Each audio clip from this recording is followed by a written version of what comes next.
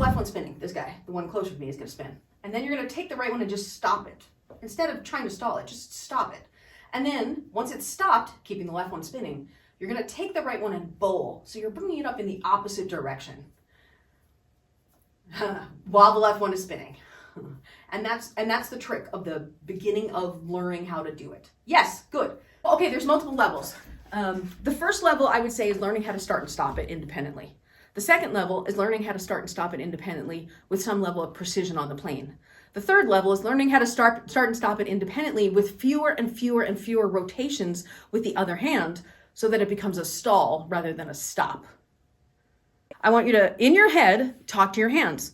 Right one, stall. Left one, spin. So that you keep your left one spinning. It is a mental game. You have to build the neural pathway where you're saying, okay, left one spin, right one stop, left one spin, right one stop. Okay, right one, you're gonna bowl, left one, you're throwing a baseball. You guys are doing two different sports. Holy moly. So that is the drill to help you get that independence. Okay, and then of course there's 4 versions of that, right?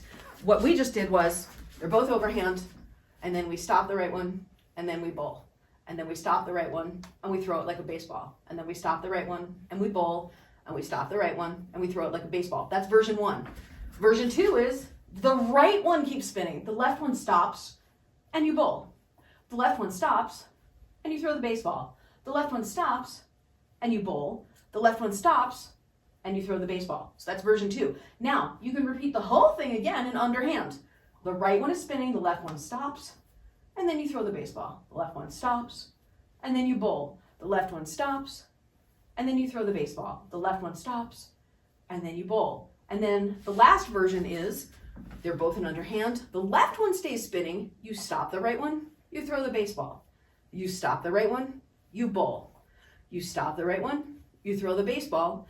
You stop the right one, you bowl. Now, if you can't do it at the pace that I was just doing it at, you may just in one session only do one of the 4 versions. Then the next session, do a different version. Then the next session, do a different version. And then the 4th session, do the last version until they all get strong. Because this whole movement that I'm doing, that I'm making look really, really easy, requires all of those. And then just to make sure this is as complicated as possible, I want to distinguish, if you start with both of them in overhand and you do right stall, left stall, right stall, left stall, that is different than left stall, right stall, left stall, right stall.